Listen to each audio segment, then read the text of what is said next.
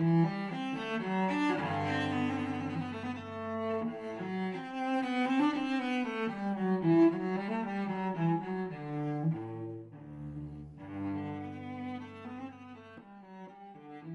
are the origins of political correctness in the UK? Well, there are two answers to that. I think the short answer is, first of all, it derives from the 1960s and from the University of California. It derived from the Berkeley campus of the University of California, and it gradually extended across entirely almost all of the Western world. I think Protestant countries are particularly susceptible to it because of the guilt complex that's inbuilt into Calvinism and Presbyterianism. And therefore, this is why, although it extends to Catholic countries as well as to Protestant ones, it's more deep-seated in Northern Europe and in America and in Australia and Canada than in, for instance, France, Italy and Spain. So are you suggesting then that it's an American phenomenon? I think the short answer is that it is, yes, but I am led to understand that the term was first used by Trotsky in the 1920s, and it comes into early Leninist speeches as well, and it was then taken up, of course, by the Maoists as well. And so generally it is a term with a very reprehensible pedigree, and I wish people understood that a little bit better. Regarding political correctness, how do British Conservatives deal with it?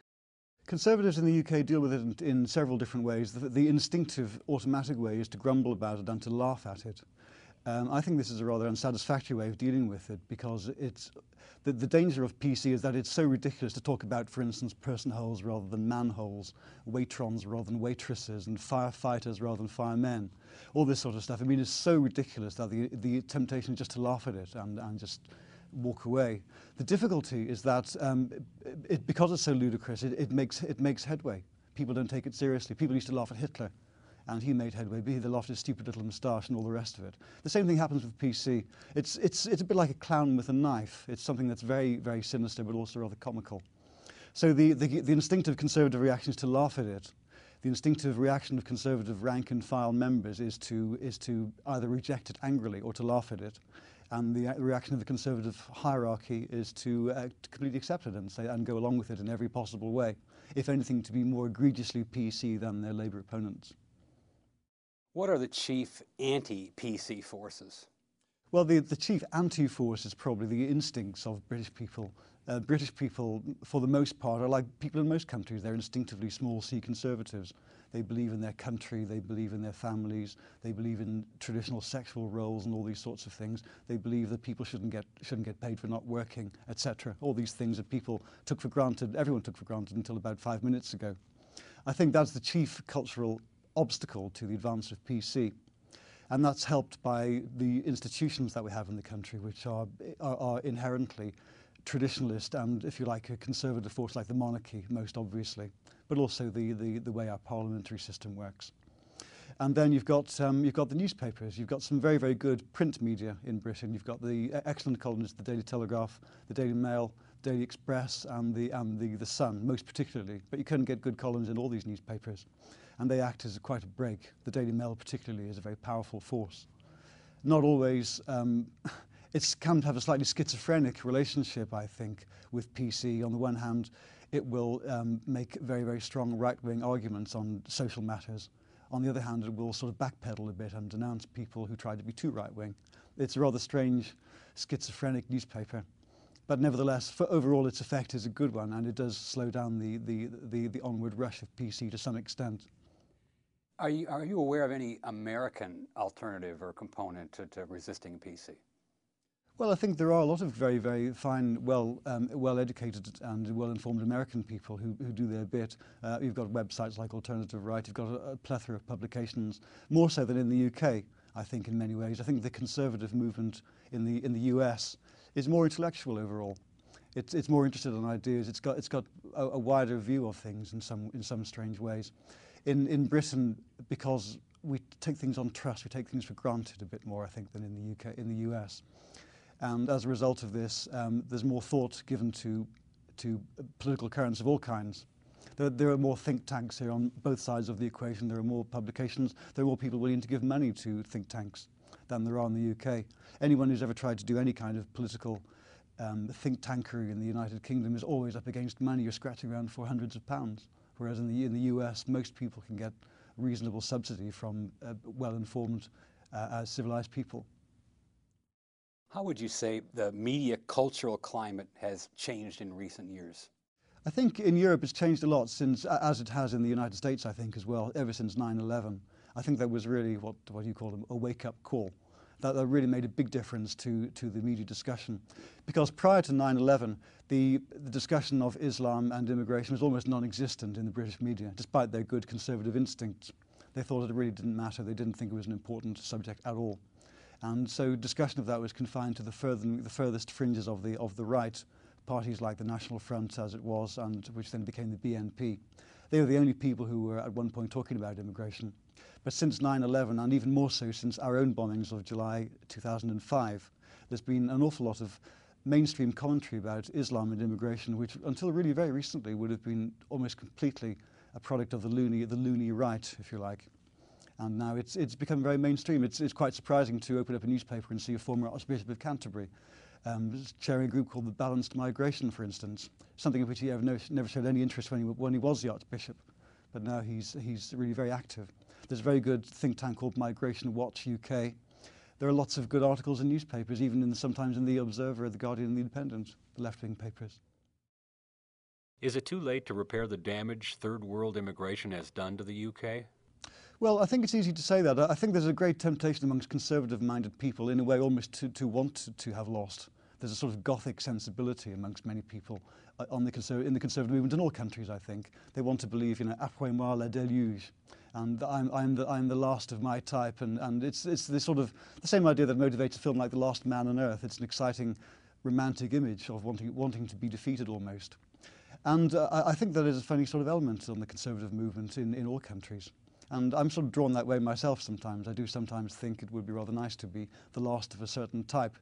It's like the film The Leopard, based on the novel by Lampedusa, the Sicilian aristocrat who was the last of his line, and he writes about the end of the Kingdom of the Two Sicilies in 1870, when Italy was united for the first time since the Romans, and how his whole world changed and was completely turned upside down.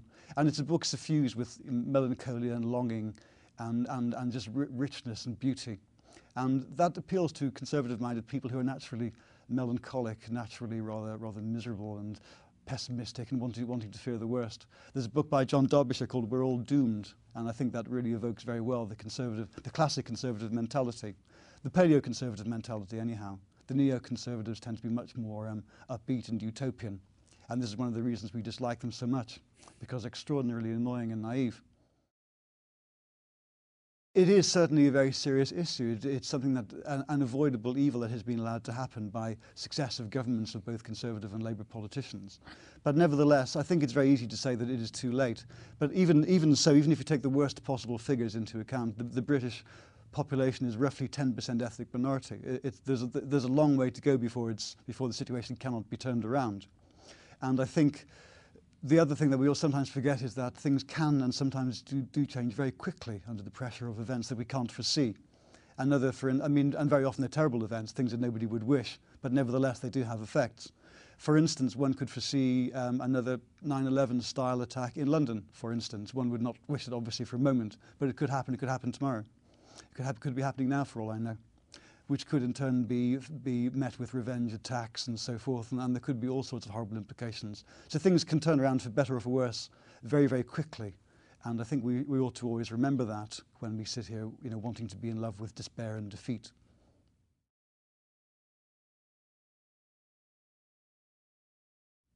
Well, if there was to be another big Muslim-style attack in the UK, I think Islam is already under siege to some extent. There are already proposals to ban the burqa in several European countries, and there is a movement now to do the same growing in the UK. Personally, I'm opposed to it, actually. I don't see anything wrong with Islam as a discrete value system. I think it's a perfectly noble tradition in its own right, which has given rise to a great civilization. So I've no particular problem with it. Nevertheless, it does pose particular difficulties when it comes to the West, not just the modern secular liberal West that everyone talks about and that neoconservatives mean when they mean the West, but even Christendom. It's something that is fundamentally at odds.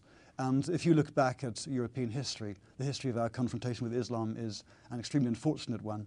We tend to only meet them at times of war. They come as oppressors, as invaders, as pirates, and we sometimes do the same to them. So the whole tradition of confrontation between our civilizations has always been a negative one. And that can't be just wished away. And all of those ancient stereotypes from all of European history, because Islamic pirates, for instance, raided the coast of Ireland and southern England. So they've had to even Iceland, I think, on one occasion. So they've had to reach much more than just around the Mediterranean basin. And so therefore, every European country has got some kind of folk memory of Islamic subjugation, and more Islamic bombings would feed into that. They would reinforce that and bring all those memories come bubbling back to the surface. As it is in countries like Austria and France and Germany and a lot of the Balkan countries, and Greece in particular, there's deep unease about what's happening already with Kosovo, for instance, and with the increase in Muslim immigration into Europe. And one more bomb in any city, or even a serious attempted bombing attack, would raise all of these things all over again. We've already seen in a lot of European countries, like in Holland and Sweden, in Germany and in Austria, you've seen a sudden upsurge of interest in anti-Islamic politics. And the more restive they become, the more that sentiment will rise to the surface.